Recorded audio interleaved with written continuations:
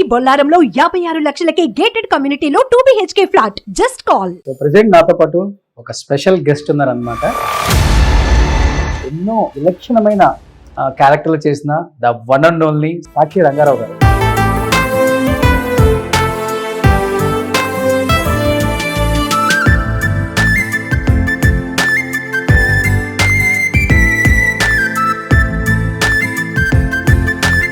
వాళ్ళ అబ్బాయి సాక్షి షో గారు మనతో పాటు ఉన్నారు, ఆయనతో మాట్లాడదాం. సో నమస్తే.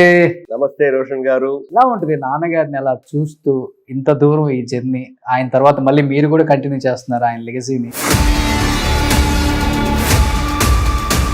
ఇప్పుడు కామెడీకి అప్పుడు కామెడీకి చాలా తేడా ఉంది సార్. అప్పుడు కామెడీ చాలా చాలా చాలా చాలా లైవ్లీగా ఉంటుంది, ఇప్పుడు వికారం వస్తుంది కొన్ని కామెడీ చూస్తే. సాక్షి రంగారావు గారిని తెలుగు ఇండస్ట్రీ, తెలుగు వాళ్ళు బాగా ప్రోత్సహించారు, మంచి క్యారెక్టర్లు కూడా చేశారు. తమిళ్లో ఆయనకి పేరు లేదు పెద్దగా చెప్పాలంటే. మా నాన్నగారికి ఏంటంటే ఏం చదువుతున్నారు మీరు? నేను జస్ట్ 10th అండి, అంతే.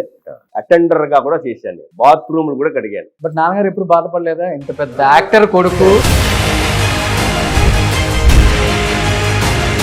ఇండస్ట్రీలో స్ట్రైట్ ఫార్వర్డ్ అసలు పనికిరాదు, మరి మీరేమో స్ట్రైట్ ఫార్వర్డ్. చాలా straight దెబ్బలు forward. ఎక్కువ తిన్నారా? దెబ్బలు ఎక్కువ కొట్టారా? నేను ఒక ప్రొడ్యూసర్ నాకు డబ్బులు ఎగదొబ్బాడండి.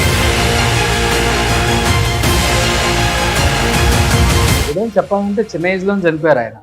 50 రోజులు నరకం అనిపించాను.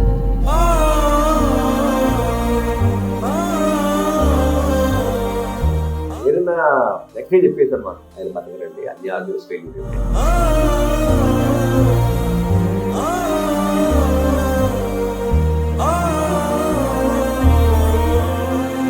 Hi, hello, welcome to Suman TV.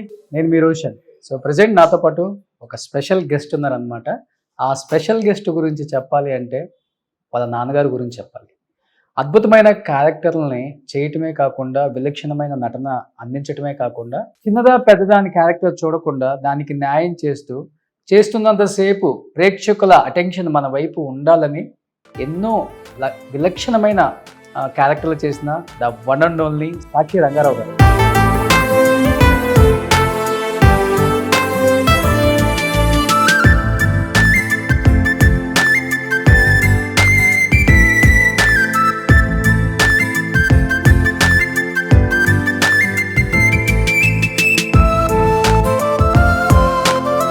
అబ్బాయి సాక్షి షో గారు మనతో పాటు ఉన్నారు, ఆయనతో మాట్లాడదాం. సో నమస్తే. నమస్తే రోషన్ గారు. శివ గారు. చాలా చాలా చాలా సంతోషం. ఎందుకంటే హైదరాబాద్ నుంచి మెడ్రాస్కి వచ్చి వెతుక్కుంటూ మా నాన్నగారు గురించి విషయాలు తెలుసుకోవాలి. అలాగే ఎంతోమంది మర్చిపోయి ఉంటారు పాత నటుల్ని. మీ ఇంటర్వ్యూ ద్వారా, మీ సుమన్ టీవీ ఛానల్ ద్వారా వాళ్ళందరినీ మళ్ళీ ప్రజలు, వాళ్ళ అభిమానులు జ్ఞాపకం ఉంచుకునేలా మళ్ళీ మీరు చేసినందుకు చాలా చాలా చాలా అయ్యో, ఎందుకంటే వాళ్ళు చేసిన క్యారెక్టర్లు అలాంటి, వాళ్ళు తీసిన సినిమాలు అలాంటి, వాళ్ళు మన కళ్ళ ముందు ఇప్పటికి కనిపిస్తూనే ఉంటారు. ఈ రోజు కూడా ఈటీవీ సినిమా చూసాము అంటే ఒక రాళ్ళపల్లి గారిని, ఒక సాక్షి రంగారావు గారిని, ఒక పొట్టి ప్రసాద్ గారిని, ఒక సుత్తివేలు గారిని, వీళ్ళందరినీ మర్చిపోగలమా? ఎలాంటి క్యారెక్టర్లు చేశారు అసలుకి. కమెడియన్స్ కూడా అంటే ఇప్పుడు కామెడీకి అప్పుడు కామెడీకి చాలా తేడా ఉంది సార్. అవునండి. అప్పుడు కామెడీ చాలా చాలా చాలా చాలా లైవ్లీగా ఉంటుంది, ఇప్పుడు వికారం వస్తుంది కొన్ని కామెడీలు చూడలేము. ఇప్పుడు అంతా డబుల్ మీనింగ్. అప్పుడు అసలుకి ఆ కామెడీని ఎంత ఎంజాయ్ చేసేవాళ్ళం. ఇప్పటికి యూట్యూబ్ లో పెట్టుకొని వాళ్ళు చేసే కామెడీని మనం వింటూ ఉంటాం. శ్రీలక్ష్మి గారు, వీళ్ళందరూ మహా మహా మహా మహా మహా యాక్టర్స్ అని చూసాం. బట్ ఆ యాక్టర్స్ కడుపును పుట్టిన మీరంతా ఎంతో పూర్వజన్మ సుకృతం అని చెప్పుకోవచ్చు. తప్పకుండా నిజంగా సాక్షి. అవును, ఎందుకంటే నాన్నగారికి గొప్ప క్వాలిటీ ఉంది. అది చిన్నదా పెద్దదా అని చూడరు. నేను ఫస్ట్లో చెప్పినట్లుగానే ఆ ఆడియన్స్ చూసినంతసేపు స్క్రీన్ మీద అటెన్షన్ మన వైపు ఉండాలి, ఆ కళ్ళు మన వైపు తిరగాలి. పక్కన హీరో ఉన్నారా, ఆయన హీరోయిన్ ఉందో చూసుకోరు. ఆయన క్యారెక్టర్ ఏంటో ఆయన మాత్రమే చేయగలడు, అది ఆయనకు మాత్రమే సాధ్యమైంది. ఎలా ఉంటుంది నాన్నగారిని అలా చూస్తూ ఇంత దూరం ఈ జర్నీ, ఆయన తర్వాత మళ్ళీ మీరు కూడా కంటిన్యూ చేస్తున్నారు ఆయన లెగసీని? శివ గారు. నాన్నగారి తర్వాత నేను వచ్చాను అనేది అది నాకు డ్రీమ్ ఏం లేదు, నాన్నగారికి డ్రీమ్ ఏం లేదు, యాక్సిడెంటల్. మరి ఆ దేవుడు ఆయన మరి రాశారు. సో అలా వచ్చి 25 ఏళ్ళు అవుతుంది. 2000 మిడ్లో వచ్చాను, 24 అయిపోయింది. వచ్చి ఏడాది వస్తే 25 ఏళ్ళ జర్నీ. అసలు వెనక్కి తిరిగి చూసుకుంటే అసలు వాట్ ఈస్ దిస్ నేనా వితౌట్ ఎనీ ఎక్స్పీరియన్స్. ఇప్పుడు నాన్నగారు అనుకోండి, ఆయన ప్యాషన్ డిప్లొమా ఇన్ యాక్టింగ్. ఆయన గురువు గారు కుప్పిలి వెంకటేశ్వరరావు గారు మన గణేష్ పాత్రరావు గారి మామగారు. ఆంధ్ర యూనివర్సిటీలో వైజాగ్లో first batch, best student, favourite student మా నాన్నగారు. ఒక్కరోజు కూడా ఆయన లీవ్ వేయాలి. ఆ 2 ఏళ్ళలో 3 ఏళ్ళలో సభాష్ అనిపించుకుని వాళ్ళ చేత మెప్పులు పొంది వాళ్ళ చేత రికమెండేషన్ లెటర్స్ రాయించుకుని మా నాన్నగారికి ఫండ్స్ అందరూ కలెక్ట్ చేసి ఆ డబ్బులతోటి మా నాన్నగారు ఒక్కరు వచ్చి ఇక్కడ ఒక 6 months సర్వైవ్ అయ్యి దేవుడి దయ వల్ల ఇంకా నాకు కుదరదు, నాకు రాదు అని డిసప్పాయింట్ అయ్యే టైంలో ఆ భగవంతుడు బాపు రమణల రూపంలో సాక్షి అనే సినిమా రావడం, అక్కడి నుంచి మా నాన్నగారి జర్నీ ఆయన పోయేదాకా నటిస్తూనే ఉన్నారు. ఇంటి పేరు సాక్షి అయిపోయిందండి. రంగా ఉజ్జల మా ఇంటి పేరు. అది ఇప్పుడు ఎవరు గుర్తుపెట్టుకోవాలి. నాన్నగారు అసలు పేరు ఏంటి? రంగారావు.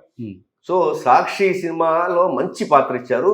చాలా మంది మాట్లాడారు, రంగారావు బాగా చేశాడు అని. అప్పుడు మరి లెజెండ్ ఆయన ఎస్వి రంగారావు ఉన్నారు కదండి. ఎవరు అంటే సాక్షి రంగారావు అంటే సాక్షి రంగారావు అని. సో అలాగా సాక్షి రంగారావు అని చెప్పడం జరిగింది. ఆ తర్వాత బాపు గారు అఫీషియల్గా ఆయనే సెకండ్ సినిమా నుంచి, ఫస్ట్ సినిమాలో రంగావజ్జల రంగారావు అనే వస్తుంది, సెకండ్ సినిమా నుంచి సాక్షి రంగారావు అని చెప్పి వేశారు. అలాగే మా ఇంటి పేరు మారిపోయింది. మరి నేను ఫీల్డ్కి వచ్చినప్పుడు ఆయన పర్మిషన్ తీసుకోకుండా నేనే సాక్షి శివాని పెట్టేసుకున్నా. ఎంత అదృష్టం తెలుసా? మీరు పెట్టుకోవటం అదృష్టం కాదు, ఇంతమంది జనం సాక్షి శివగానే మిమ్మల్ని అవునండి పిలుస్తారు. ఏ శివ అని అన్న కూడా అంటారు, సాక్షి శివ అంటారు, సాక్షి కూడా అంటారు. అందరికన్నా నాకు రాధిక్ గారు భలే ముద్దుగా పిలుస్తుంది, హాయ్ సాక్షి అని. ఆవిడ పిలుపు భలే ఉంటుంది. ఖుష్బు గారు మళ్ళీ శివ అంటుంది. బట్ రాధిక్ గారు ఆవిడ పిలిచే ఆ స్టైల్ సాక్షి అనే అంత ప్రేమతోటి వాళ్ళు పిలుస్తుంటారు. అది చాలా సంతోషంగా ఉంటుంది. కానీ దీనికి మా నాన్నగారు పాపం ఫీల్ అయిపోయి, అంటే ఆయన చాలా సెన్సిటివ్. ఎరా నాకైతే మరి బాపు రమణ గారు పేరు పెట్టారు, నువ్వు పర్మిషన్ తీసుకోకుండా నువ్వే పెట్టేసుకున్నావు, తప్పురా అని చెప్పి వాళ్ళ ఇంటికి వెళ్ళి, బాపు రమణ గారి ఇంటికి వెళ్ళి క్షమాపణ కోరని కాళ్ళ మీద పడ్డారు. మా అబ్బాయి తప్పు చేశాడు, ఇలా పెట్టేసుకున్నాడు సాక్షి శివ అని. నవ్వాడు, ఏంటి రంగారావు నువ్వు, దాంట్లో ఏముంది అని. పాపం అంత సెన్సిటివ్ అనమాట. బాగా సెన్సిటివ్, బాగా సెన్సిటివ్, బాగా పిరికి. అలా ఉన్న వ్యక్తి ఇండస్ట్రీకి వచ్చి 550 పైగా సినిమాలు చేయటమే కాకుండా అందరి చేత మెప్పులు కూడా పొందారు. డ్రామా, దానికి ఎన్ని డ్రామాలు ఫౌండేషన్ ఆయన గురువుగారేనండి. అలాగే గురువుగారు మెయిన్ కారణం అయితే ఈయనకున్న ప్యాషన్ అంత లెవెల్. నేను ఒక నటుని అవ్వాలి, ఒక కమాండ్ ఉండాలి అని చెప్పి ఆ గురుగారు చెప్పిన ఆ పట్టులను ఆయన శ్రద్ధతోటి ఆయన పాటించాడు కాబట్టే అంత కమాండ్ చేయగలిగారు. ఏ పాత్ర అయినా సరే జీవించగలిగారు నాన్నగారు. దానికి కారణం మా నాన్నగారు ఒకరే కాదు, స్క్రిప్ట్ రైటర్ అవ్వచ్చు, డైరెక్టర్ గారు అవ్వచ్చు, వీళ్ళందరూ మరి వాళ్ళ ఊహతో చేసింది కదండి. ఉత్తి మాటలు చెప్తే అది జ్ఞాపకాలు ఉండిపోవు. ఒక క్రియేటివిటీ, ఒక యాక్సెంట్, ఇవన్నీ టైం బాగున్నప్పుడు అన్నీ సమకూరుతాయి కదా. అలాగే నాన్నగారి విషయంలో ఆయన వేసిన ఎలాంటి సినిమాలు తీశారు, సితారా కావచ్చు, స్వర్ణకమలం, అసలుకి కే విశ్వనాథ్ గారి సినిమాలలో నాన్నగారు లేని సినిమానే లేదండి. కానీ ఒక్క సినిమా ఉంది, కానీ దాన్ని కూడా కళా తపస్వి గారు కాంపన్సేట్ చేశారు. స్వాతి ముత్యంలో రంగారావు నీదిలో వేషం లేదయ్యా అన్నారు, కానీ మా నాన్నగారు అడగల, అది హిందీలో చేశారు స్వాతి ముత్యం. అప్పుడు అనిల్ కపూర్ గారు పక్కన మా నాన్నగారు ఒక హిందీ సినిమా వేశారు. సో కె విశ్వనాథ్ గారి సినిమా స్వాతి ముత్యం తెలుగులో లేదు, కానీ తమిళ్లో హిందీలో చేశారు. అలాగా మరి జ్ఞాపకం ఉంచింది కె విశ్వనాథ్ గారు. బాగా ఇష్టమైన క్యారెక్టర్ ఏంటి నాన్న చేసిన దాంట్లో? నాకైతే దేవుడి పటాలన్నిటికీ హారతి ఇచ్చి బ్లాక్ అయిన దాకా సూపర్ ఉంటుంది. శ్రీలక్ష్మి గారు తొండమాతోక అనేది ఉంటాయి. కానీ నేను ఇప్పుడు దేవుడి దయ వల్ల యూట్యూబ్ వచ్చాక ఆ పాతవన్నీ వాళ్ళు రైట్ హోల్డర్స్ అవన్నీ అప్లోడ్ చేసినప్పుడు ఇంకా మంచి మంచి కామెడీ, పెద్ద పెద్ద కాంబినేషన్. అప్పట్లో అన్ని సినిమాలు మేము చూడలే కదండి, అన్ని సినిమాలు ప్రివ్యూలు వేసేవారు కాదు, అన్ని సినిమాలు మేము చూసేవాళ్ళం కాదు, మేము కొన్ని మిస్ చేసేవాళ్ళం చిన్న వయసులో. ఇవన్నీ చూడాలని ఇంట్రెస్ట్ మాకు ఉండేది కదా, మా ఆటలు అవన్నీ ఉంటాయి కదా. ఇప్పుడు యూట్యూబ్ చూస్తుంటే అమ్మా ఇంత బ్రహ్మాండమైన కాంబినేషన్, ఇంతమందితోటి ఇంత అనేది మాకు తెలుస్తాయి. సో యూట్యూబ్ ద్వారా చాలా వేషాలు, 550 అని అంటారు కానీ అంతకన్నా ఎక్కువే వేశారు. అవును, అదొక్కటే కాకుండా మరి సీరియల్స్ కూడా చాలా చేశారు. అలాగే నాటకాలు ప్యారల్, ఇవన్నీ ప్యారలల్గా. ఈ వెంకటేష్ గారు భానుప్రియ గారితో కాంబినేషన్ కూడా సినిమా ఎంత ఎక్సలెంట్ గా ఉంటుంది. స్వర్ణకమలం. అలాగే శంకరాభరణం కూడా మా నాన్నగారు మృదంగిస్టు. అందరూ అసలు రియల్ అనుకున్నారు, కానీ మా నాన్నగారు నాకు తెలుసు. అప్పటికి నాకు కొంచెం ఊహ వచ్చింది. మృదంగం టీచర్ పెట్టుకుని 1-2 నెలలు నేర్చుకున్నారు. అలాగే ఇంకో సినిమా రిక్షా తోలుతారు, కే విష్ణు గారి సినిమా, శృతి లేదు అనుకుంటా, రిక్షా తోలేరు. ఓకే, నేర్చుకున్నారు. అలాగే వాళ్ళు హోంవర్క్ చేసేవారు. యమలీల కావచ్చు, యమలీల. కానీ ఒక మనిషి. అలాగే జంధ్యాల గారిది 2 అనుకుంటా, దాంట్లో 150 మైళ్ళ స్పీడ్లో మాట్లాడాలని చెప్పి, అది అప్పుల్లో ఎంత ఫాస్ట్ అండి, ఎంత ఫాస్ట్. ఆ ఫాస్ట్లో కూడా ఆ పర్ఫెక్షన్ ఉంది. దట్ ఈస్ ఏంటంటే అది పునాది గట్టిగా ఉందండి. ఎంత ప్రాక్టీస్ చేసి ఉంటారా 1 అవర్లో అది మాట్లాడేది. మా నాన్నగారు ఒక సినిమా తీసుకుంటే డబ్బింగ్ ఫినిష్ అయ్యేదాకా, ఫినిష్ అయ్యాక కూడా పెట్టుకోరు. ఫినిష్ అయిందా, ఇంకా ప్రాజెక్ట్ అయిపోయినట్టేనా అంటే అప్పుడు కానీ ఆ సీన్ పేపర్ని అప్పటికే మొక్కలు అయిపోయి దాన్ని అతికిచ్చి అంత జాగ్రత్తగా పెట్టినేవారు ఆయన. దాని తర్వాత అప్పటిదాకా ఆయనకి అలా ఆ పాత్రలోనే ఉంటారు. ఓకే. నాన్నగారు కొన్ని గొప్పతనం ఏంటంటే, ఇప్పుడు మీలాగా ఈ గెటప్ లేనక్కర్లేదు, నాలాగా ఈ గెటప్ లేనక్కర్లేదు. ఒక్క పంచ, ఒక్క తెల్ల షర్టు, ఒక్క కండ ఉంటే చాలు. సాక్షి రంగారావు గారు అంటే ఏంటో స్క్రీన్ మీద చూడొచ్చు అంతే. ఇంకా బట్ నిజంగా అది గాడ్ గిఫ్ట్ అనుకోవచ్చు సార్. అవును, ఎవరు అలాంటి, అంటే ఇప్పుడు రకరకాల వేషాలు వేస్తేనే మనుషులు మనల్ని గుర్తుపట్టని రోజులు, క్యారెక్టర్లు కూడా ఎప్పుడు ఇదే కదా ఏం పిలుస్తాం ఆయన అనుకుంటారు అప్పుడు డైరెక్టర్లు. రకరకాల వేరియేషన్లు చూపించగలిగితేనే మనం. కానీ నాన్నగారు అదే కాస్ట్యూమ్తో అన్ని సినిమాలలో డిఫరెంట్ వేరియేషన్స్ ఆయనే మలుచుకున్నారు. అది నాకు తెలియదు, ఆయనే మలుచుకున్నారని. డైరెక్టర్ గారి పర్సంటేజ్ ఉంటుంది, ఇంకెవరన్నా సజెషన్స్ ఇవ్వచ్చు. 100% క్రెడిట్ డజంట్ గో టు మా నాన్నగారు.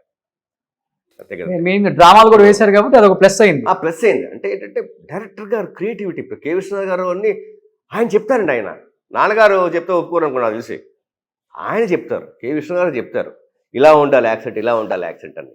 అందుకని ఆ పాత్ర ఇప్పటికీ మర్చిపోరు. చిన్న వేషమైనా పెద్ద వేషమైనా ఇప్పటికీ మర్చిపోరు. సో 100% నాన్నగారు క్రియేటివిటీ కాదు. కొన్ని మంచి విషయాలు చెప్తే ఒప్పుకుంటారు, అది వేరే. బట్ నాకు తెలిసి 100% మా నాన్నగారే యాక్సెంట్ క్రియేట్ చేశారనేది ఛాన్సే లేదు. మేజర్ నాకు తెలిసి డైరెక్టర్ గారు. కానీ మీరు తర్వాత నాన్నగారి లెగసీ కంటిన్యూ చేసే క్రమంలో చాలా అందంగా ఉండేవాళ్ళు ఎంగ్లో. ఇప్పుడంటే ఈ సీరియల్ కోసం ఈ వైట్ హెయిర్ అది ఏదో కథా కార్యక్రమం కొంచెం ఉంది, కానీ లేకపోతే సాక్షి శివ ఎంత అందంగా ఉంటాడో తెలుగు సీరియల్స్ కొన్ని చూస్తే అర్థమవుతుంది. అక్క మొగుడు, ఆ తర్వాత ఆ మధ్య కూడా నేను చిన్న గ్యాప్ వచ్చింది తెలుగు సీరియల్స్ కి. నేను ఆఖరిగా చేసింది మౌనరాగం #1 కోడలు, అక్క మొగుడు. దాంతో ఒక 3 years 3.5 years గ్యాప్ వచ్చింది. ఓకే, మంచి సీరియల్స్ చేశారు అక్కడ. చేశాను. దేవుడి దయ వల్ల ఒక్కళ్ళని ఫోన్ చేసి కానీ ఆఫీస్కి వెళ్ళి కానీ అడగకుండా 24 ఏళ్ళు కంప్లీట్ చేశాను. తెలుగు కానీ తమిళ్ కానీ నేను వేసిన వేషాలు ఏదీని అడగలేదు. 98-99% నేను ఎవ్వరిని అడగలేదు. ఎప్పుడో కొంచెం ఏమన్నా ఒక బ్యాడ్ డేస్లో ఏమన్నా ఒకరికి 2-2 ఫోన్ చేసి ఉంటానేమో. లేదంటే మనం వచ్చిన వేషాన్ని వదలం, దేవుడు ఇచ్చాడు, అడగం, ఇచ్చినందుకు వదలాలి అని నా పాలసీ. చేస్తాం. అప్పుడు మనకున్న ఆ నాలెడ్జ్తో ఏం చేస్తామో చేసి మర్చిపోతాం.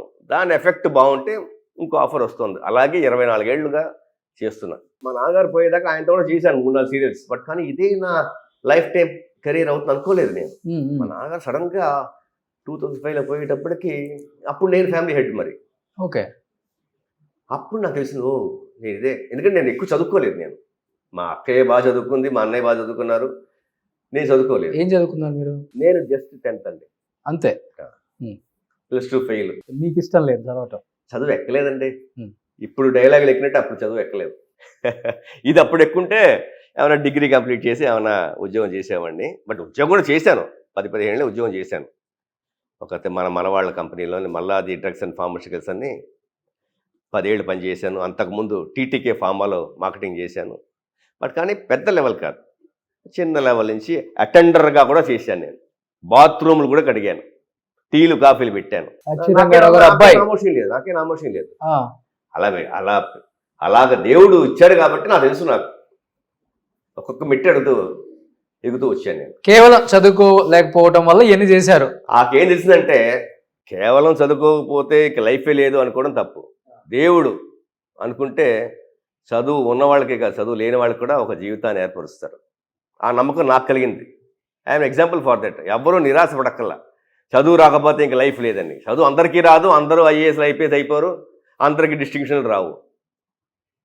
బట్ నాన్నగారు ఎప్పుడు బాధపడలేదా? ఇంత పెద్ద యాక్టర్ కొడుకు, మా నాన్నగారు మా ఓడి బాత్రూమ్ లో గడుగుతున్నాడు, మా ఓడి ఈ పనులు చేస్తున్నాడు, ఆ పనులు చేస్తున్నాడు, లేదు ఆ బాధ లేదు.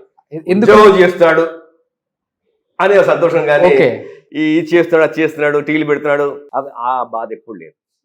మరి ఏమన్నా మా అమ్మతో మరి పంచుకున్నారేమో తెలియదు, కానీ నా దగ్గర ఎప్పుడు బాధపడలేదు, నేను బాధపడలేదు.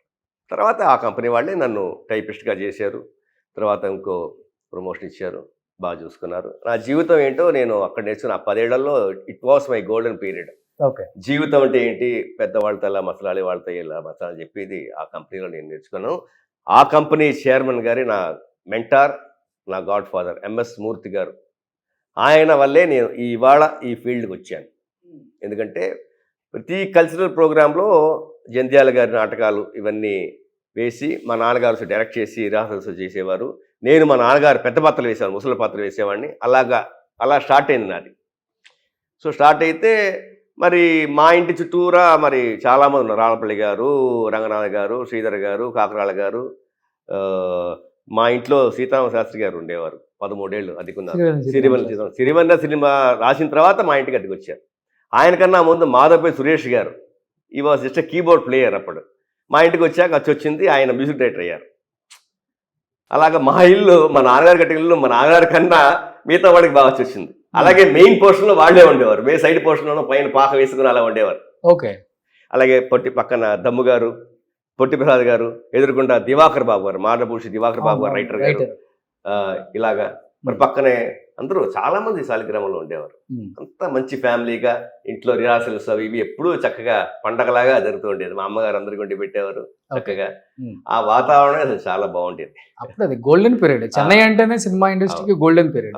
అవన్నీ గోల్డెన్ డేస్ రావు ఇంకా. బట్ లేట్ గా వచ్చినా గానీ లేటెస్ట్ గా అందరి హీరోయిన్స్ తో వాళ్ళ సరసన హీరోగా నటించారు. అవునండి. ఖుష్బూ గారు, రాధిక్ గారు, మీనా గారు, సిమ్రాన్ గారు, ఈశ్వరీరావు గారు, వాణి విశ్వనాథ్ గారు, కౌసల్య, ఖుష్బూ, అందరితో తమిళ్లోనే చేశారు కదా ఎక్కువ. తమిళ్లోనే ఎక్కువ చేశాను. అంటే ఏసీ దొర అనే పాత్ర అది తెలుగులో కూడా వచ్చింది, మలయాళం కూడా వచ్చింది, 3 లాంగ్వేజ్ వచ్చింది. But original Tamil. ఆ ఏసీ దొర అనే పాత్ర అరౌండ్ 2007లో ఒక చిన్న కాప్ క్యారెక్టర్ ట్రయల్ చేద్దామని చెప్తే అది చాలా హిట్ అయిపోయి అసలు పెద్ద లెవెల్లో వెళ్ళిపోయి ఇంకా అక్కడి నుంచి నన్ను సీరియల్స్లో హీరోగా చేసింది. నన్ను 2013-14 దాకా నేను సీరియల్స్లో పెద్ద పెద్ద హీరోయిన్స్ తోటి నేను యాక్ట్ చేశానండి. ఎన్ని సీరియల్స్ చేస్తుంటారు ఇప్పుడు యాజ్ ఏ హీరోగా? అది లెక్క పెట్టుకోలేదు. ఒక 30-40 80-90 దాకా ఉంటాయండి. 80-90 అంటే స్టార్టింగ్ లో మనం చిన్న పాత్రలు వేసేవారండి. నేను చెప్పేది యాజ్ ఏ హీరోగా ఉంటాయి. డెఫినెట్ గా ఉంటాయి, బోత్ లాంగ్వేజెస్ లో ఉంటాయి, డెఫినెట్ గా ఉంటాయి. ఇండస్ట్రీ అక్కడ హైదరాబాద్ మారాక కొంచెం తగ్గాయి. ఇప్పుడు ప్యారల్ గా నేను తెలుగు, ఒక 2 తెలుగు ఉండేది, ఒక తమిళ ఉండేది, లేదా ఇక్కడ 2 తమిళ ఉండేది, ఒక తెలుగు ఉండేది. ఎప్పుడు బిజీగానే ఉండేవాడు. సో బుల్లితెర యువ సామ్రాట్ అనేవాళ్ళు అనుకుంటారు. ప్రేమ లేఖలు కూడా బాగానే వచ్చాయండి అప్పుడు.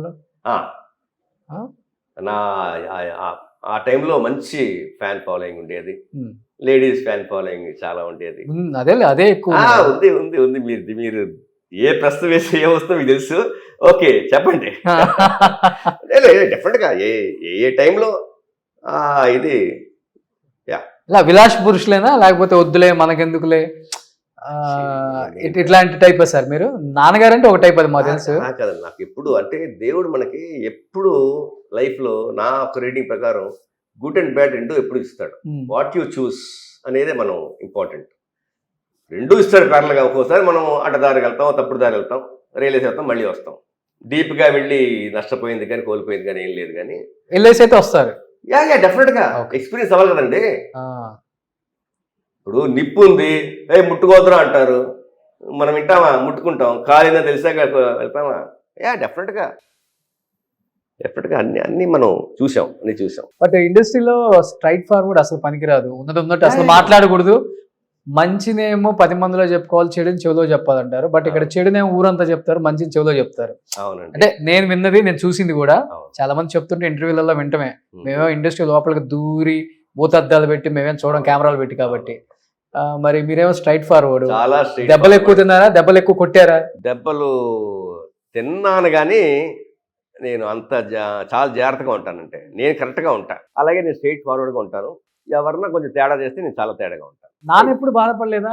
ఇంత స్ట్రైట్ నాన్నగారికి ఎప్పుడు ఫార్వర్డ్, భయమే. నాన్నగారు అంటే కోపిష్టి అదే నా అదే కొడుకు. చెప్తాను. నాన్నగారు ఎంత శాంతంగా, ఎంత పిరిగిగా, ఎంత భయంగా ఉంటారో నేను అంత quite opposite. Dare and daring. నేను ఎవరికి భయపడను. నేను బాధపడరా ఆ విషయంలో? చాలా బాధపడతారు. ఆ. మా అమ్మ నాన్నగారు నా గురించి వీడు ఎలా బతుకుతాడు, ఏమిటో భయంగా ఎప్పుడు గొడవ పెట్టుకుంటూ ఉంటాడు, అది ఇది అంటూ ఉంటారు. అది వాళ్ళ వర్షను. నా వర్షన్ అంటే నేను న్యాయ పోరాటం. ఎప్పుడు అన్యాయం అనేది డామినేట్ చేయడానికి ట్రై చేస్తుందో నేను నా తరఫు న్యాయం నేను కోసం వెయిట్ చేస్తాను. అది గొడవ అని బయట ప్రపంచం ఎప్పటి నుంచి వచ్చింది ఇది? అంటే వేరే వాళ్ళని చూసా, లేకపోతే పరిస్థితులు వల్ల కొన్ని మైండ్ అలా మారిపోయిందా? కొన్ని ఎక్కడి నుంచి వచ్చిందో చెప్పలేము. అలా తెలియకుండా కొన్ని మనకి పరిస్థితుల వల్ల కూడా మారుతాం మధ్యలో. అంటే నేను ఫీల్డ్కి 2000లో వచ్చినా కూడా నాన్నగారుని చిన్నప్పుడు నేను చూస్తున్నాం కదండి. ఆయన ఎన్ని 100 సినిమాలు చేసినా కూడా పాపం ఆయన ఏ లెవెల్లో ఉండాలి, ఎలా ఉండాలి అనేది చూసాం కదా. పాపం ఆయన బాధలు చూసాం. మా అమ్మతో చెప్పుకుంటుంటే మా అమ్మ నాకు చెప్పేది. సో అది కూడా తెలియని ఇంపాక్ట్ ఉంటుంది. అబ్బా ఫీల్డ్ అంటే ఎంత కష్టమా, ఇన్ని ఉంటాయా, ఎంత గుడ్ ఉన్నా కొన్ని మైనస్ కూడా ఉంటాయి కదండి. సో అవన్నీ చూసి నాకు ఓకే ఫీల్డ్ అంటే ఇలా ఉంటుంది అని చెప్పి. ఎలాంటి బాధలు అంటే చాలా సినిమాలు తీశారు, మంచి సంపాదన. సంపాదన లేదంటే మా అమ్మ ఇప్పటికీ మా నాన్నని ఉండగా తిట్టిపోస్తుంది. ఏమంటే నేను గవర్నమెంట్ టీచర్ చేసేవాడిని, అక్కడ నాకు క్వార్టర్ ఉంది, కొన్ని రోజులు ఉంటే సొంతం చేసినారు, మీరు 550 సినిమాలు చేశారు, మీరు సంపాదించిన ఏంటి, ఫ్యామిలీ మెయింటైన్ చేశారు, ఒక సొంత ఇల్లు కట్టుకున్నారు, ఇది మనకు అప్పుడే వచ్చేది కదా అంటే ఇంత పేరు వచ్చేదా నీకు? సో మా నాన్నగారు ఇచ్చిన ఇంపార్టెన్స్ ఏంటి? పేరు. డబ్బులు ఇచ్చేవాళ్ళు కదా పెద్దగా, అన్ని పెద్ద సినిమాలు చేశారు కదా మీ డాడీ. డిమాండ్ చేయాలండి. ఏమండి అప్పట్లో ఎంత హైమీలండి, దాంట్లో వేషం రావాలంటే అదే చెప్తున్నా. ప్యాషనేట్గా ఉన్న వాళ్ళు టాలెంట్ ఉన్నవాడు వాళ్ళు డిమాండ్ చేయలేరు. ఆపర్చునిటీ పోతుందేమో ఒక భయం అండి అప్పట్లో. ఇప్పుడు స్కార్సిటీ ఉంది మీకు. ఈ సీరియల్స్ ఏమైనా వచ్చాక మీకు షార్టేజ్ కావాలి, కొత్త వాళ్ళు కావాలంటారు. అప్పట్లో లేదు, ఉన్నవాళ్ళే 4-5 చేసుకుంటూ ఉంటారు. అలాంటి వాటిలో మా నాన్నగారు లాంటి పిరికితనం, సెన్సిటివ్ పర్సన్, ఇచ్చింది తీసుకుంటారు. నామాలు పెడితే మా నాన్నగారు పోయేటప్పటికి ఇన్ని చెక్కులు ఉన్నాయి, బౌన్సైన చెక్కులు. నేనైతే ప్రతి వాడి మీకు వేసేసేవాడిని. తేడా అది. సో మా నాన్నగారు ఆయన ఆ మెంటాలిటీ. గట్టిగా మాట్లాడితే మళ్ళీ క్యారెక్టర్ ఎవరేమో ఇలాంటి భయం. ఎంత టాలెంట్ ఉన్నా కూడా. ప్లస్ ఒక్క విషయం మా డిఎన్ఏలోనో హెరిడిటీ చెప్పచ్చు. నాన్నగారికి పోయేదాకా ఏ కొత్త సినిమా వచ్చినా చేయగలనా, ఏమండి నేను చేయగలనా ఈ వేషం, నాకు భయం వేస్తుందండి అనే ఒక భయం ఉండేది. అంటే ఆయన మీద ఎప్పుడు ఆయనకి ఓవర్ కాన్ఫిడెన్స్ ఉండేది కాదు, లో కాన్ఫిడెన్సే ఉండేది. అదే ఇది మా అక్కయ్య గారికి కానీ, మా అన్నయ్య గారికి కానీ, నాకు కానీ ఇప్పటికీ ఉంది. ఏ కొత్త ఆఫర్ వచ్చినా కూడా మేము భయపడతాం, సంతోషపడం, ఫస్ట్ భయపడతాం. ఆ భయంతో చేసేవాళ్ళం, అలా చేస్తూ ఉంటాం. ఒక్కసారి అలవాటు అయ్యి అబ్బా శబాష్ బాగుంది అన్నాక అప్పుడు కొంచెం రిలాక్స్ అవుతాం. అలా మా నాన్నగారికి ఆ భయం ఉండేది, నాకు ఇప్పటికీ ఆ భయం ఉంది. అందులో కే విశ్వనాథ్ గారి సినిమా వస్తే ఇంకా మా నాన్నగారికి జ్వరాలే వచ్చేస్తాయి. ఆయన సినిమా వస్తుంటే 1-4 సినిమాలు పోతాయి. ఎందుకంటే ఆయనకి డేట్స్, అందులో ఆయన కో డైరెక్టర్ గారు ఉన్నారు, నండూరి విజయ్ గారిని. ఆయనే మొత్తం సింహంలాగా మొత్తం చేసి డేట్లు ఎక్కడ ఇవ్వకుండా నో ఒక్కడి కూడా లేని చెప్పి. సో నాకు 3-4 సినిమాలు ఇప్పుడు పోయేది. విశ్వనాథ్ గారు డేట్స్ బల్క్ అడుగుతారు. ఆయన ఎప్పుడు ఎవరిని యూజ్ చేసుకుంటారో తెలియదు. క్రియేటివిటీ కదండి, సడన్గా ఒక ఐడియా వస్తుంది. ఈ ఆర్టిస్ట్ లేకపోతే ఆ క్రియేటివిటీ పోయింది కదా. సో ఆ భయం ఉండేది. విశ్వనాథ్ గారు అంటే మా నాన్నగారికి భయం. ఇంట్లో కూడా అలానే ఉండేవాళ్ళ, సినిమాలో ఉండే గెటప్ జాలీగా ఉన్నప్పుడు చాలా జాలీ. మాతో పాటు గోళీలు కానీ మా నాన్నగారు మాకు పేక నేర్పించారు. అలాగే క్రికెట్ ఆడతారు, బయటికి బీచ్కి తీసుకెళ్తారు, చాలా జాలీ. కాస్ట్యూమ్స్ విషయంలో ఆయన ఇంట్లో ఉంటే ఒక టవల్ వేసుకుంటారు అంతే. ఆయన మంచి పీక్లో ఉన్నప్పుడు ఆయన మా నాన్నగారు రామకృష్ణ పరమహంస గారి డిసైపుల్, సన్యాసం పుచ్చుకుంటా అని చెప్పి కాషాయంలో ఒక 5 శంకరాభరణం టైంలో మీకు మంచి పీక్లో ఉన్నారు. ఆయనకి ఫస్ట్ నుంచి అదే చెప్తున్నాగా, ఆయనకి కూడా ఆధ్యాత్మికత అనేది సైడ్ బై సైడ్ ఉంది, ప్రొఫెషన్. సడన్ గా సన్యాసం అని చెప్పి ప్యాంటు షర్టు చెప్పులు ఇవన్నీ అసలు వాడడం మానేశారు. కాషాయ వస్త్రాలు 5 ఏళ్ళు లాస్ట్ లో. ఒక్కొక్కప్పుడు అసలు వెళ్ళిపోతాను నేను ఫ్యామిలీ వదిలేసి చెప్పి మా అందరికి గుండు కొట్టి చేసి, నలుగురు పక్కనున్న లాల్బరి గారు కానీ వీళ్ళు కానీ దివాకర్ ఇలాంటి వాళ్ళు ఉన్నారు కదా, సిరిమల సీతారామశ్రీ గారు అందరూ, ఏ రంగారావు నీకు బుద్ధుందా, ఏంటి ఇప్పుడు సన్యాసం, ఏంటి సన్యాసం అంటే ఇప్పుడు కాదు, అన్ని డ్యూటీస్ అయిపోయాక అప్పుడు పుచ్చుకోవాలి, అంతేగాని ఇప్పుడు మధ్యలో ఇలా వదిలేకపోతాయి అని చెప్తే. ఎందువల్ల వచ్చిందో ఆయనకు ఆలోచన? కొన్ని టఫ్ టైమ్స్ లో అంటే ఆర్థికంగా ఇబ్బందులు ఉన్నాయా? ఆర్థిక ఇబ్బంది ఎప్పుడు దేవుడు పెట్టలేదండి. ఎందుకంటే ఎప్పుడు వచ్చింది ఆయనకి, అంటే ఆర్థిక ఇబ్బంది ఏం లేదండి. ఆర్థిక ఇబ్బంది ఏం లేదు. ఏవో కొన్ని టైంలో కొన్ని జరుగుతూ ఉంటాయి, అలాగే ఏవో డిస్టర్బెన్స్, ఏవో డిప్రెషన్స్ ఏవో వస్తూ ఉంటాయి. అది కారణాలు మనం చెప్పలేం, కానీ ఆర్థిక ఇబ్బంది లేదు. అలాగనే లక్షలు సంపాదించారు నాన్నగారు. ఆయన వెళ్ళేటప్పటికి ఒక్క అప్పు లేదు. సాలిగ్రామంలో పెద్ద ఇల్లు మిగిల్చారు, 4-5 లక్షలు బ్యాంక్ బ్యాలెన్స్ మిగిల్చారు. చాలా చాలా పెద్ద రెస్పెక్ట్, పేరు అనేది మిగిల్చి వెళ్ళారు. అవన్నీ మాకు ఇప్పుడు చాలా చాలా చాలా గౌరవంగాను మంచి ఉపయోగంగా ఉంది. అంటే చెన్నై వస్తే వాళ్ళ ఇల్లులే మనందరికి చూడాలనిపిస్తుంది, చూడముచ్చటగా ఉంటాయి. అప్పుల్లో కాదు, ఇప్పుడు కూడా చెన్నై వచ్చామంటే అపార్ట్మెంట్లో ఉంటున్నామంటే పెద్ద పెద్ద వాళ్ళు కొంచెం నామూషిగా ఫీల్ అవుతారు. ఇండిపెండెంట్ హౌస్ లో ఉంటున్నాను నేను, మాకు గార్డెనింగ్ ఉంది, కార్ పార్క్, అంటే ఇలా చెప్పుకుంటారు ఆర్టిస్టులు. అంటే అలాంటి వైభవం చూశారు కదా వాళ్ళు. ఈ రోజు చిన్న చిన్న అగ్గిపెట్లు ఉన్న ఈ గేటెడ్ కమ్యూనిటీస్ కూడా ఎవరు రావడానికి ఇష్టపడరు. మీరు చూడండి, చెన్నైలో ప్రతి యాక్టర్లు చాలా పెద్ద ఇల్లు, పాత అయినా కూడా 2 గ్రౌండ్లు 3 గ్రౌండ్లు 4 గ్రౌండ్లలో పెద్దగా ఉంటాయి. కానీ ఫెసిలిటీస్ ఏం లేకపోయినా కానీ వాళ్ళొక ఆనందం. బట్ నాన్నగారు అంత ఇష్టపడి కట్టిన ఒకే ఇల్లు, సినిమా మీద సంపాదించిందో, నాన్న ఇబ్బందులు పడి సంపాదించింది. సాలిగ్రామంలో అందరూ వరుసగా ఉంటాయి ఇల్లు ఉంచారా, అది అమ్మేశారు మీరు? నాన్నగారు వల్ల కాదు, నేను చేసిన పర్సనల్ అప్పుల వల్ల నాన్నగారు పోగానే నేను ఆ ఇల్లు అమ్మేశాను. అమ్మేసి మా అక్కయ్య గారికి, మా అమ్మగారికి, మా అన్నయ్యకి నాకు వాటా పంచుకుని ఎవరు వాళ్ళు వేరే వేరే కట్టుకున్నాం, స్థలం కొనుక్కొని కట్టుకున్నాం. అంటే నేను అప్పట్లో నేను కొంచెం దానాలు ధర్మాలు, ఫ్రెండ్స్ గిన్స్ అవన్నీ అన్నీ ఉండేవి. దుబారా ఖర్చు ఎక్కువ. దుబారా ఖర్చు ఎక్కువ ఉండేది. మా నాన్నగారు ఉండేదాకా నా సంపాదన అసలు రూపాయి ఇచ్చేవాడు కాదు.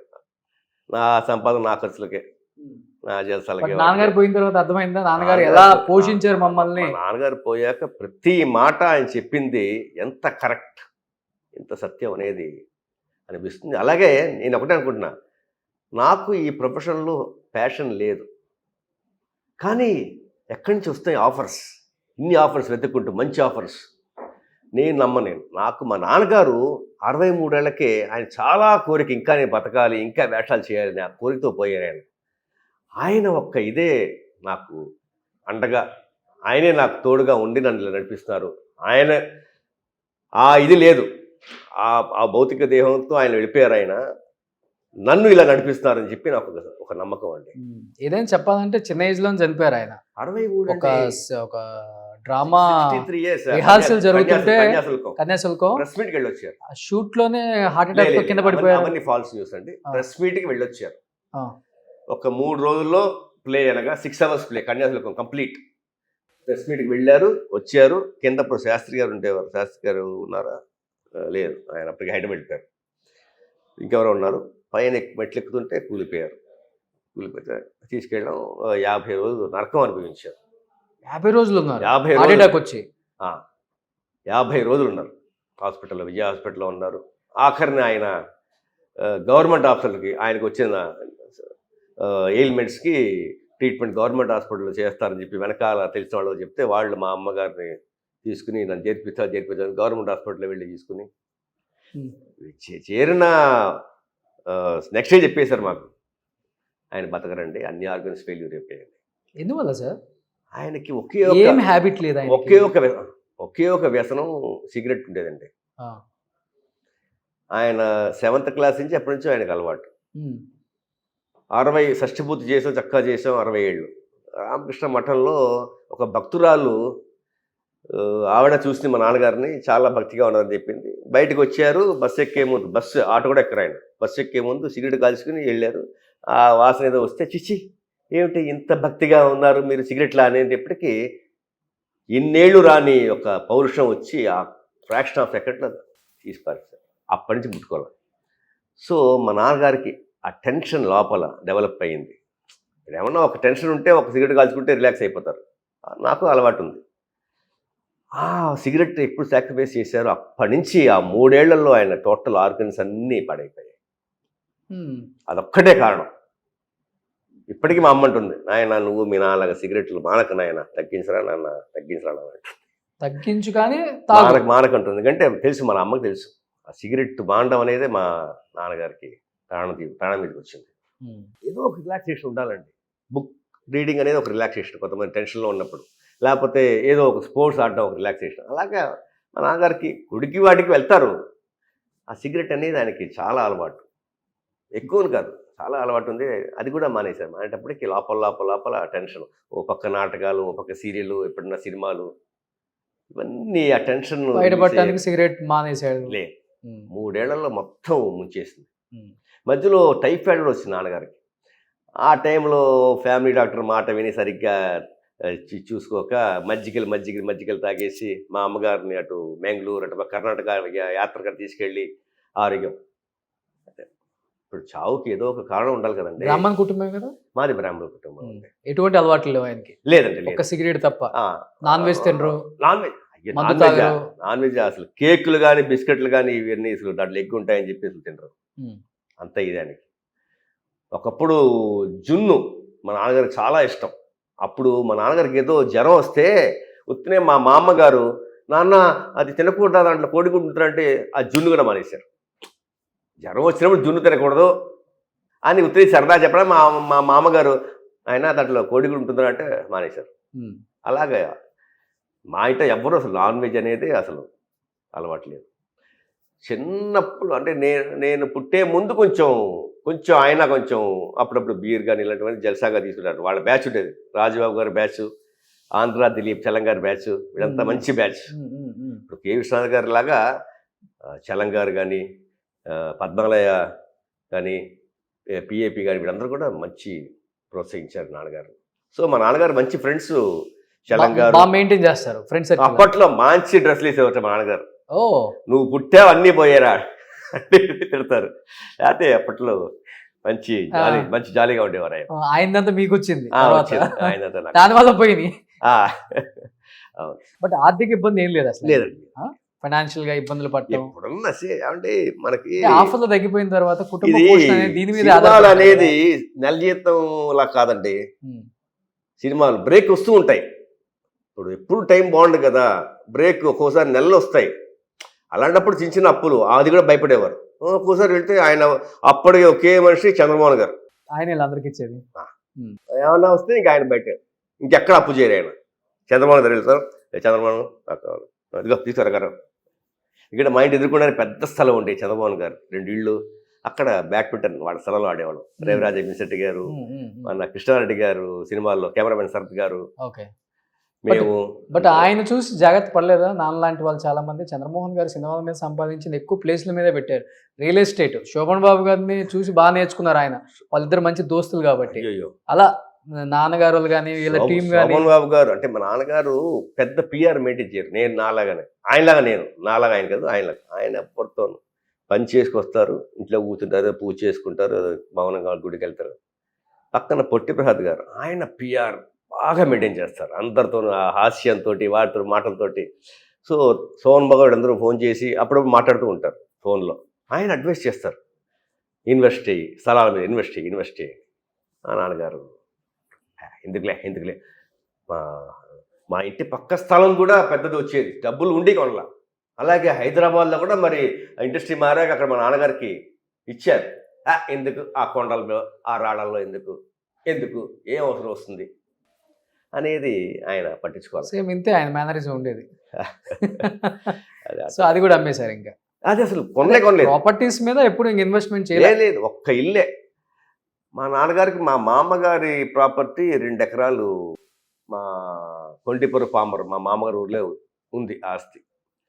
ఆ ఆస్తిని ఒకడు కాజేసాడు, కవులకి ఇచ్చారు. అది ఎవరంటే మన చలపతిరావు గారి అన్నయ్య కుమారుడు ఎవరు. చలపతిరావు గారు చాలా మంచి అయినా, శాలిగ్రామం వచ్చే ముందు మన హీరో సూర్య గారు, నాన్నగారు శివకుమార్ గారు ఆ వీధిలోనే మేము ఉండేవాళ్ళం అదిగింట్లో అప్పట్లో. సో అప్పటి నుంచి ఫ్రెండ్.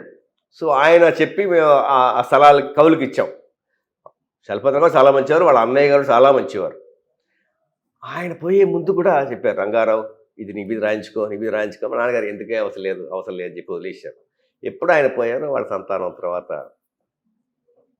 రాయించుకున్నారు. సో మోసం చేశారు. అందుకని ఇప్పటిదాకా నేను మా నాన్నగారు వాళ్ళ మా అమ్మగారు ఊరికి తీసుకెళ్ళలేదు, నేను అసలు వెళ్ళదలుచుకోవాలి. ఆ పామర్రు కొండిపురం అనేది ఉంది మన బందరు గుడివాడ దగ్గర. మా తాతలు ఊరు పక్క ఇక్కడ అద్దంకి దగ్గర కలవకూరు. ఓకే. అక్కడికి 70 ఏళ్ళు మా నాన్న కూడా తీసుకెళ్ళా. నేను మళ్ళీ వెతుక్కుంటూ మా మహాలక్ష్మి అమ్మవారు మా తాత ముత్తాతలు గుడి కట్టారు అక్కడ. అది నాకు ఒక గుళ్ళో చెప్పి మా పెనాన్నగారు ఉన్నారు, మా నాన్నగారు కజిన్ బ్రదర్. యాక్చువల్ మా నాన్నగారికి నో సిబ్లింగ్స్, ఒక్కళ్ళే. మా పెత్తాతగారు అబ్బాయిలు ఉన్నారు. ఆయనలో పెద్ద ఆయన రంగావజుల ఆదిశేషయ్య గారు, ఆయన SBI విజయవాడ. మా నాన్నగారికి సినిమాలో ఎంత పేరుందో నాటకాల్లో మా పెదనాన్నగారు అంత పేరుంది.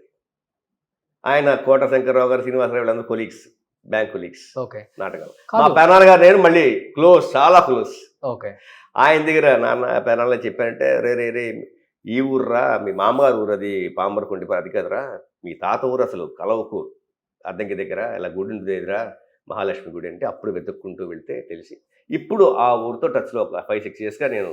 ఇప్పుడు నా కార్ జర్నీ చేసినప్పుడు హైదరాబాద్కి వాటికి అక్కడికి వెళ్ళి గుడిలో ఇద్దరు చేయడం, మన వల్ల అయింది అమ్మవారికి శివుడి గుడికి ఇవ్వడం, అలా చేస్తూ ఉన్నాను. బట్ శివ గారు అంటే సాక్షి రంగారావు గారిని తెలుగు ఇండస్ట్రీ, తెలుగు వాళ్ళు బాగా ప్రోత్సహించారు, మంచి క్యారెక్టర్లు కూడా చేశారు. తమిళ్లో ఆయనకి పేరు లేదు పెద్దగా చెప్పాలంటే. తమిళ్లో చాలా ఆఫర్లు వచ్చాయి, కానీ అక్కడ బిజీ వల్ల చేయలేకపోయారు. No not busy. మా నాన్నగారికి ఏంటంటే పేరు ముఖ్యం, డబ్బు కాదు. మా వీధిలోనే బాలు మహేంద్ర గారు వీళ్ళందరూ ఉండేవారు. చాలా ఆఫర్లు వచ్చాయి.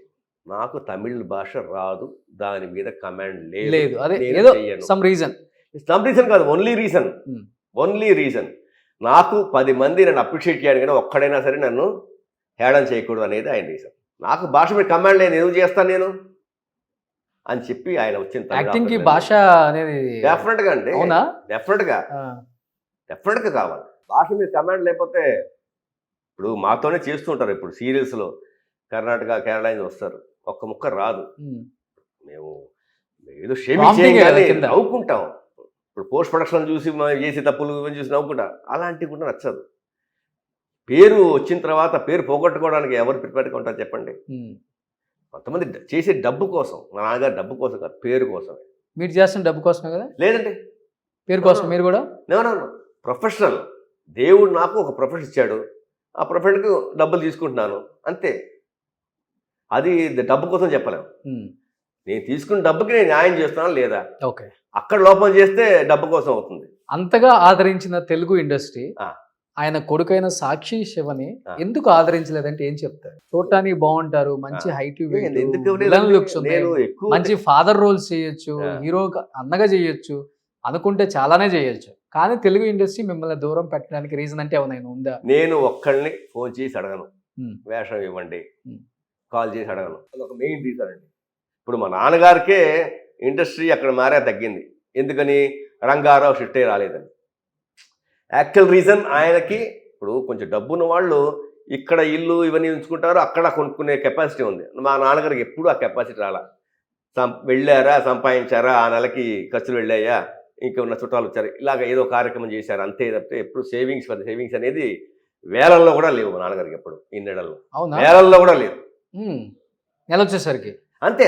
అలాగ ఉన్నప్పుడు హైదరాబాద్ షిఫ్ట్ అయితే ఎలా చేస్తా? అప్పటికే మేము చదువులు, ఉద్యోగాలు వచ్చాక ఇక్కడ అలవాటు అయిపోయింది. అందుకని బట్ మీరు ఫీల్డ్కి వచ్చాక కూడా రాలేదు కదా అక్కడికి? రాలేదు. మధ్యలో సీరియల్స్ చేశారు.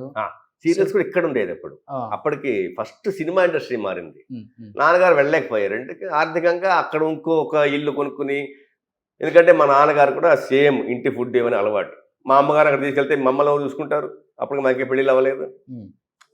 ఇది లేదనమాట, అంత కెపాసిటీ లేదు. దేవుడు ఇవ్వాల, పేరు ఇచ్చాడు కానీ అంత డబ్బులు ఇవ్వలేదు. మా నాన్నగారికి ఆశ లేదనుకోండి ఫస్ట్. సో నేను మిమ్మల్ని కాంట్రవర్సీ లోపలికి తీసుకెళ్ళలేను, కానీ తీసుకెళ్ళను కూడా.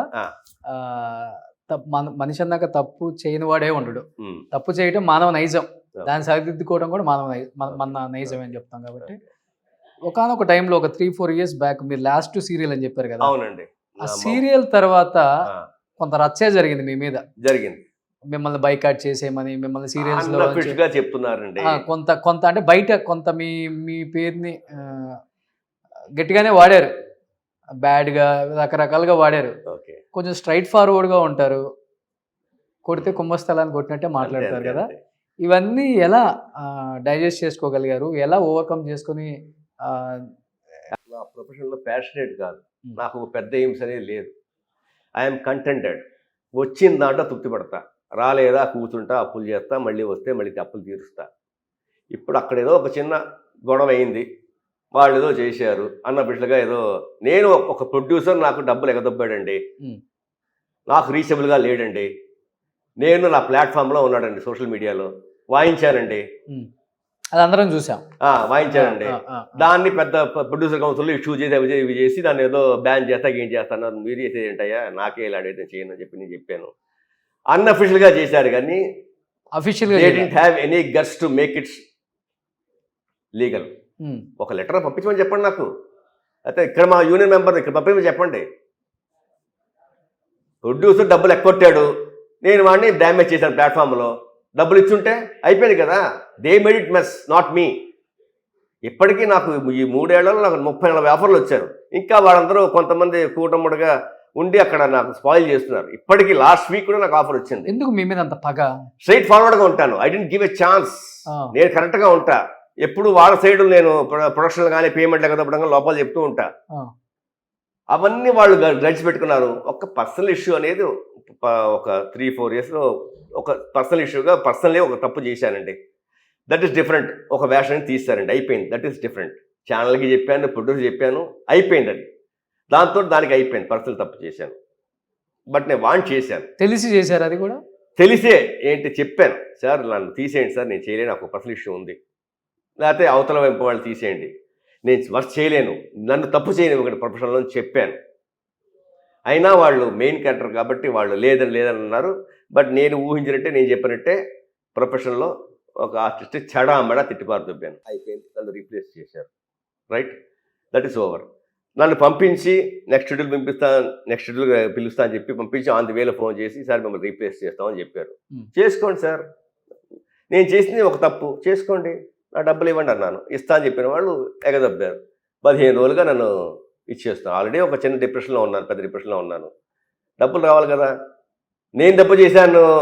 డిప్రెషన్ అంటే వెళ్ళిపోయాను. అది ఓకే, అది ఓకే. ఇక్కడ చెన్నైలో ఉందా డిప్రెషన్? నాకు యాక్చువల్గా ఏంటంటే ఖుష్బు గారి సీరియల్లో లక్ష్మీ స్టోర్స్ అనే దాంట్లో ఒక పెద్ద షటర్ తల మీద పడి నేను చచ్చి బతికా. కరెక్ట్గా స్కాల్ప్ మీద పడింది. అదే కనుక ఇక్కడ ఒక 12-15 ఫీట్ షటరు, హైట్ ఒక 15-20 ఫీట్ నుంచి పడి కరెక్ట్గా కట్ అయింది ఇక్కడ. నాకు ప్లాస్టిక్ సర్జరీ అయింది, స్కాల్ప్ సర్జరీ, కరెక్ట్గా స్కాల్ప్. అదే కానీ స్కల్ మీద పడి ఉంటే బొర్ర చెక్కలయ్యేది. అది ఎప్పుడు July 1, 2019 ఆయుష్ అయిపోయింది యాక్చువల్గా. ఇంకా ఏమున్నాయో గుడ్ ఆర్ బ్యాడ్ అనుభవించాలి. అది జరిగిన తర్వాత ఏంటంటే ఒక డిప్రెషన్లోకి వెళ్ళిపోయేవాడిని, భయం వేసేది. హైదరాబాద్కి వెళ్ళాలంటేనే షూటింగ్కి ఈ హోమ్ సిక్ అయిపోయేవాడిని, ఏడుస్తూ వెళ్ళేవాడిని. అక్కడ అసిస్టెంట్ డిపెండ్ అవ్వాలి, ఫుడ్ కానీ ఇది, అలా బాగా డిప్రెషన్కి వెళ్ళిపోయేవాడిని. బట్ బిజీగా ఉండేవాడిని. మళ్ళీ కెమెరా ముందుకు వెళ్తే మళ్ళీ మామూలే, సడన్గా వస్తే మళ్ళీ డిప్రెషన్ అయిపోయాడు. మెమరీ లాస్ అయిందా ఏమన్నా? అయ్యిందండి, కొన్ని అయింది. ఇప్పటికీ నాకు సడన్గా నాకు జ్ఞాపకం రావు. బట్ ఇప్పుడు కొంచెం ప్రాపర్ మెడికేషన్ వాడుతున్నాను. ఆ డిప్రెషన్లో ఒక పర్సనల్ ఇష్యూ ఒకటి జరిగింది, అది అయింది. బట్ తెలుగు వాళ్ళు ఇప్పుడు పిలుస్తూనే ఉన్నారా? దాదాపు 30-40 ఆఫర్లు వచ్చాయండి. ఎవరు చెడగొడుతున్నారు? జీ వాళ్ళు కానీ మా వాళ్ళు కానీ. ఎందుకు అదే ప్రొడ్యూసర్ మేనేజర్ ఫోన్ చేశాడు, అడిగాడు. వాళ్ళు ఏంటంటే నేను తప్పు చేశాను వాళ్ళు అనుకుంటున్నారు. నేను చెప్పాను, నువ్వు డబ్బులు ఎగదబ్బావు, నేను సోషల్ మీడియాలో నేను డ్యామేజ్ చేశాను, నేను తప్పు చేయలేదు, ఐ విల్ నాట్ బెండ్. నేను చిన్న తప్పు చేసినా ఎవరి మీద కాళ్ళ మీద పడ్డా నాకు ఈగో ప్రాబ్లం లేదు. తప్పు చేయకుండా ఎవరి దగ్గర నేను బెండ్ అవ్వను. సీరియల్స్ అంటే బైకాట్ చేయగలిగారు, సినిమాలు చేయలేదు కదా? సినిమాలు చేయొచ్చు కదా మంచిగా. వాళ్ళు కచ్చెకెడితే ఏమైనా చేయొచ్చండి, లింక్స్ పెట్టచ్చండి. అయినా కూడా నేను సినిమా చేశాను. ఇప్పుడు next month 13th hide and seek అని ఒక సస్పెన్స్ థ్రిల్లర్, దాంట్లో మంచి వేషం చేశాను. ఓకే, చూద్దాం దేవుడి దయ వల్ల. సో ఇప్పుడు వస్తున్నారు అనమాట. అయితే అది చేసి ఆల్రెడీ 1.5 year అయిందండి. 1.5 year అయింది ఆ సినిమా చేసి, బట్ లేట్ రిలీజ్ చేస్తున్నారు. మీరు బాగా సెట్ అవుతారు, అందుకని నేను చెప్పింది. సెట్ ఇప్పుడు ఈ గెటప్ తో అయితే తెలుగు వాళ్ళకి చాలా మంది కావాలి. అది మా తెలుగు అబ్బాయి, మా సాక్షి రంగారావు గారి అబ్బాయి, మా అంటే తెలియదు చాలా మందికి, మీరు ఇంటర్వ్యూలు కూడా ఇవ్వలేదు కాబట్టి. నా వెల్ విషర్స్ ఇండస్ట్రీలో కాదు, పర్సనల్గా అందరూ చెప్తారు, శివ శివ అడుగు శివ, వెళ్ళు శివ, మంచి ఫ్యూచర్ ఉంది శివ, దేవుడికి అన్నీ ఇచ్చాడు శివ అంటే. నాకు కొన్ని మైనస్ ఇచ్చాడు. నా ప్రిన్సిపల్స్లో నేను ఎవరిని వీళ్ళు అడగనండి. కొంచెం సత్యరాజ్ గారి లాగా ఉన్నారు. ఇప్పుడు అడగందే అమ్మాయినా పెట్టను అంటారు కదా, మరి నేను నాలో ఆ తప్పు ఉంది, బట్ కానీ నాకు తృప్తి ఉంది. ఒకసారి అడిగి చూడండి ఎంత పెడతారు మన తెలుగు వాళ్ళు. 24 డెఫినెట్గా. అయ్యో ఆ సంతోషం అనేది నేను ఏమంటే ఇప్పటికే నాకు దేవుడు ఇచ్చింది, తెలుగు వాళ్ళు ఇచ్చింది చాలా ఎక్కువ అంటా. నేను తృప్తి పడతాను. నేను ఆశ లేదు కాబట్టి ఎప్పటికప్పుడు తృప్తి పడుతున్నా. ఈ ఈ క్షణంలో నా కెరీర్ అయిపోయిందని దేవుడు తెచ్చిస్తే అయిపోయింది అంతే. నాకు బాధ ఏం పడను, ఎందుకంటే నేను ఏది ఎక్స్పెక్ట్ చేయలేదు. నాకు ఏ డ్రీమ్స్ లేదు. ఆ లెవెల్కి వెళ్ళాలి, హీరో వేషం చేయాలి, ఆ చేయాలి, ఈ చేయాలి లేదు. నాకు ఆ ఇల్లు కట్టాలి, ఈ కారులో వెళ్ళాలి, ఏ ఆశలు లేవు కాబట్టి ఎప్పటికప్పుడు నేను హ్యాపీగా ఉన్నాను. ఓకే. లవ్ మ్యారేజా? లేదండి, అరేంజ్ మ్యారేజ్ అండి. నాన్నగారు చూసిన సంబంధమే. నాన్నగారు చూసిన సంబంధం, అరేంజ్ మ్యారేజ్. తమిళ అమ్మాయా? తెలుగు అమ్మాయి. తెలుగు వాళ్ళే? తెలుగు. మా బ్రాహ్మణ్ కమ్యూనిటీ. మా ఆవిడ వచ్చాకే నాకు అన్నీ కలిసి వచ్చాయి. మా ఆవిడే ఇప్పుడు మా అందరికీ దిక్కు. ఏం జాబ్ చేస్తుంటారా? లేదండి, she was a teacher. MA Hindi చదివింది. She was a teacher. But నేను అదే చెప్తాను కదా, కొన్ని నేను ప్రిన్సిపల్స్ ఉన్నాయి. ఎంత కష్టమైనా సరే నేను తలుచుకుంటే మా ఆవిడ్ని హిందీ టీచర్ చేస్తే 70-80 వేలు గవర్నమెంట్ జాబ్ అన్నీ వచ్చేది. మగాడు ఉద్యోగం చేయాలి, ఆడది ఫ్యామిలీని చూసుకోవాలి అని నేను ప్రిన్సిపల్ పెట్టుకున్నాను. మీ ప్రిన్సిపల్? నా ప్రిన్సిపల్. ఆ తృప్తి ఇప్పటిదాకా ఉంది. అమ్మయ్య, ఇన్ని కష్టాలు వచ్చినా మా ఆవిడని నేను ఉద్యోగం పంపించలేదు. అలాగే మా ఆవిడ కూడా మా నాన్నగారిని, అమ్మగారిని, మా పిల్లల్ని మంచి పెంపకం, మా పిల్లలు బంగారం అనే పేరు తీసుకున్నారు. అది కావాలి, అది తృప్తి. ఎంతమంది పిల్లలు? అబ్బాయి అమ్మాయి అండి. అబ్బాయికి 26 ఏళ్ళు, అమ్మాయికి 24 ఏళ్ళు. ఇద్దరు ఉద్యోగాలు చేస్తున్నారు. ఓకే. పెళ్ళి అయిపోయింది బాబుకి? లేదండి, 26 అయింది. ఇంకా వాడు ఈస్ నాట్ రెడీ. సూపర్. వాళ్ళు ఏమైనా ఇండస్ట్రీకి వచ్చే అవకాశం? అస్సలు మాట్లాడే పని అస్సలు. ఇద్దరు అడుతూ ఉంటారు, నో నో నో. మా నాన్నగారు నన్ను చూశాక అసలు లేదండి. ఐ థింక్ ఈ లెగసీ దీంతో ఆగిపోతుంది. ఓకే. సో తెలుగులో చెయ్యాలని ఉంది. ఏమంటే తెలుగు వాడుగా తెలుగులో చేయాలనేదే నాకు ఉంటుంది, తమిళ కన్నా ఎక్కువ. కానీ కొన్ని పట్టింపులు ఉంటాయి కదండి.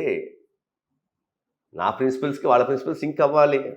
అవ్వనప్పుడు కొన్ని బ్రేక్ వస్తుంది. సినిమాలో సింక్ అవ్వాల్సిన పని లేదు, క్యారెక్టర్ సరిపోతే చాలు. సీరియల్స్ లాగా ఈ పనికిమాలిన పాలిటిక్స్ సినిమాలో చేయడానికి సినిమా వాళ్ళు ఏమన్నా సాదా సీదా వాళ్ళండి. వాళ్ళు అలా ఉంటే ఇప్పుడు పాన్ ఇండియా మూవీస్ ఎలా చేయగలుగుతున్నారు? ఇవన్నీ పట్టించుకుంటే పాన్ ఇండియా మూవీస్ చేయగలమా? మరి కానీ కొన్ని డైరెక్ట్గా ఏమన్నా కొన్ని వింటే, ఇప్పుడు ఒకరి గురించి వింటే డైరెక్ట్గా మీరు అడిగి తెలుసుకోవాలి. అలా కాదు కదా, చెవిని ఏమొస్తున్నాయో అది విని నమ్మేస్తారు. అది ఎక్కువ ఇండస్ట్రీలో కానీ ఎక్కడికైనా సరే. అలాగా ఫస్ట్ మన గురించి సాక్షి శివ అనే మంచి యాక్టరు, బాగా చేస్తాడు, అభిరావు ముందు కోపం ఎక్కువ, చాలా స్ట్రిక్ట్ అనేది వస్తాయి ఫస్ట్. ఎవడు సార్ ఇప్పుడు సీరియల్లో కూడా ఎవడున్నాడు తెలుగుడు? అందరూ కన్నడ వాళ్ళు, మలయాళం వాళ్ళు, తమిళ వాళ్ళే వస్తుంది. 70% కన్నడ వాళ్ళే. తెలుగు వాళ్ళు అందరూ ఇంటర్వ్యూలకు వస్తే మొత్తుకుంటారు. మనకున్న దరిద్రం ఏంటంటే మొత్తం కన్నడ వాళ్ళే. అదే మొత్తం కన్నడ వాళ్ళే. అమ్మ క్యారెక్టర్లు, అయ్య క్యారెక్టర్లు చేసేవాడు కన్నడ వాళ్ళే వస్తున్నారు. మాకు వాళ్ళు డిప్రెషన్లోకి వెళ్ళి ఉరేసుకోను, లేకపోతే చచ్చిపోవడమే, సూసైడ్ చేసుకోను. ఏం చేస్తారు సార్? యాక్టర్కి యాక్టింగ్ తప్పితే ఏం రాదు. వాళ్ళు బయటికి లేని పని చేయలేడు కూడా. ఇప్పుడు మమ్మల్ని వదిలితే మేమేం చేయలేము, ఏమి చేయలేము, అంతే. ఇది అలవాటు అయిపోతాయి. బట్ కానీ ఇప్పుడు వచ్చే జనరేషన్ కొంత జాగ్రత్త పడుతున్నారు సార్. సైడ్ బిజినెస్ ఒకటి పెట్టుకుంటున్నారు, ఏదో ఒకటి ఉండాలి కదా మరి. కానీ నాకేమిటో, నేను ఒకటి నమ్ముకున్నా, గట్టిగా దాని మీద అడుగు వేసా అంతే.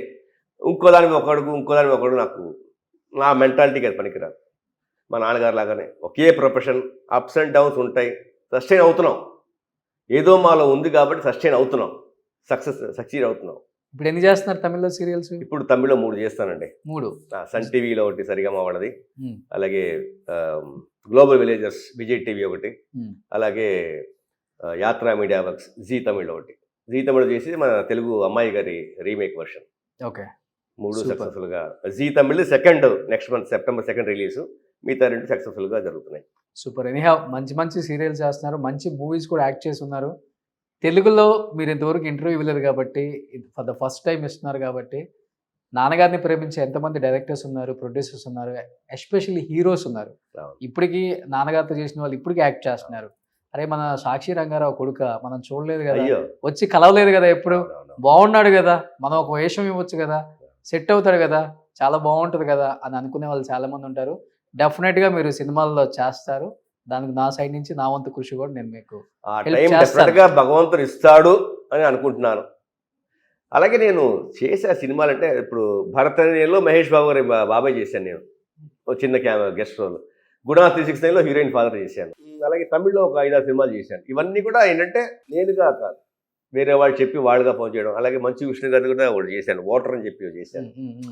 అలా ఏదో దేవుడు ఇస్తున్నాడు, ఇవ్వాలి అనుకుంటే ఎలాగైనా ఇస్తాడు, ఇవ్వకూడదు అనుకుంటే ఎలాగైనా రాదు. బట్ మన ప్రయత్నం కూడా చాలా ప్రయత్నం ఉండాలి. నేను ఆ ప్రయత్నం నేను ఎప్పుడు చేయలేదు, ఇక మించి కూడా నేను చెయ్యను. నేను ఓపెన్ చెప్తాను కదండి, ఎవరిని అడగనండి. నా గురించి ఒక తెలిసి, క్యారెక్టర్ పడితే ఆటోమేటిక్ అన్ని మంచి నా గురించి తెలిసి నిజం తెలిసిన వాళ్ళు ఎప్పుడైతే అప్పుడు వస్తారు, పిలుస్తారు, చేస్తాను. సూపర్. అప్పుడు వాళ్ళు అనుకుంటారు లేదు విన్నది నిజం కాదు అని. అది విషయం అంతేలే, క్యాంప్ ఇప్పుడు మన ముందు ఒకటి మాట్లాడతారు, మనం పోయామంటే ఇంకోటి మాట్లాడతారు. అంతేనండి. ఇది సమాజం అలా ఉంది. ముందు రంగుల ప్రపంచంలో ఇది ఎక్కువ. అది. సో ఇలా ఉన్నారు కాబట్టి, అలా ఉండే వాళ్ళు అలానే ఉన్నారు సార్. ఇక్కడ అంతే. పైకి ఎదిగిన వాళ్ళు లేరు, చాలా మందిని చూసాం కాబట్టి. ఎనీహౌ మంచి మంచి సీరియల్స్ చేస్తున్నారు, తెలుగులో కూడా మంచి సీరియల్స్ చేసి అందరిని అలరించారు. నాన్నగారి పేరుని నిలబెడుతున్నారు.